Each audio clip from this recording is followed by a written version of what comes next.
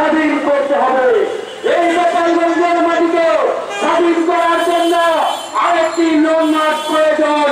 এই long March হবে Dhaka two Gopalganj, Bangladesh two Gopalganj. এই লং মার্চে আমরা সকলকে অংশগ্রহণের আহ্বান জানাচ্ছি। মনে রাখবেন, এই বাংলাদেশের ভিতরে গোপালগঞ্জ হচ্ছে একটা পৃথিবীর বুকে ইসরায়েল।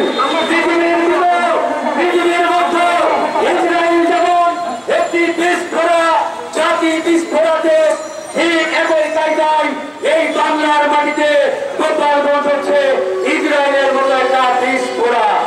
গত 15 বছরে প্রতিষ্ঠিত হয়নি যে টিভি চ্যানেলের মালিকানা পাওয়ার সত্ত্বে শেখ হাসিনা তার কমিশন বাণিজ্য করেনি, শেখ হাসিনা তার কমিশন বাণিজ্য করেনি।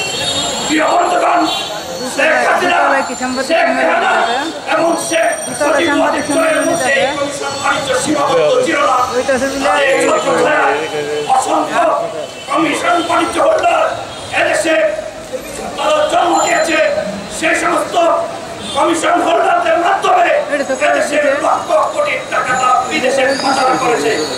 আমরা ছাত্র জনতার এই গণ অভ্যুত্থানের মধ্য দিয়ে যে দেশপ্রেমিক সরকার প্রতিষ্ঠিত হয়েছে, সেই সরকারের কাছে আহ্বান জানাবো, অনতিবিলম্বে বিশ্বের বাংলাদেশের যে সমস্ত বন্ধু রাষ্ট্র রয়েছে সে সমস্ত বন্ধু রাষ্ট্রের নেতৃস্থানীয় ব্যক্তিবর্গের সাথে একটি সুচিন্তিত আলোচনার মাধ্যমে তাদের পাচারকৃত অর্থ অনতিবিলম্বে বাংলাদেশে ফিরিয়ে এনে বাংলাদেশের অর্থনীতিকে আবার একটি শক্ত অবস্থানে নিয়ে যাওয়ার জন্য আমরা আহ্বান করছি।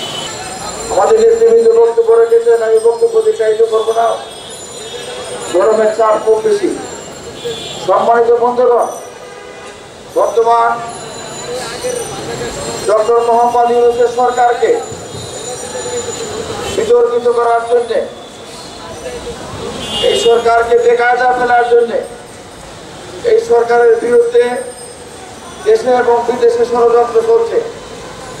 সেই ষড়যন্ত্রের অংশ হিসেবে এই মাফিয়ারা প্রশাসনের বাইরে থেকে ডক্টর মোহাম্মদ ইউনূসকে বিতর্কিত করার জন্য এবং তার সরকারকে বিতর্কিত করার জন্য সর্বোত্তম ষড়যন্ত্র করে যাচ্ছে। আমরা বাংলাদেশ ইউথ ফোরাম, গণ অধিকার পরিষদ, বাংলাদেশ জাতীয়তাবাদী দল, বাংলাদেশ জামায়াত ইসলামী সহ আওয়ামী লীগের বেশিরভাগ বিরোধী আন্দোলনে যারা মাঠে ময়দানে কাজ করেছিল, তারা সকলে চায় এই সরকারকে একটি সুস্থ অবাধ গ্রহণযোগ্য নির্বাচনের ব্যবস্থা গ্রহণ করবে। যখন পরিবেশ সৃষ্টি হবে, তার আগ পর্যন্ত এই হাসিনার দোষরদেরকে চিহ্নিত করে বিচারের আওতায় আনতে হবে। ফারুক ভাই বলছে যে বর্তমানে কৃষি এসপি, সচিব, ডিআইজি, বিভাগীয় কমিশনার তারা এখনো পাহাড় জমিয়ে রয়েছে।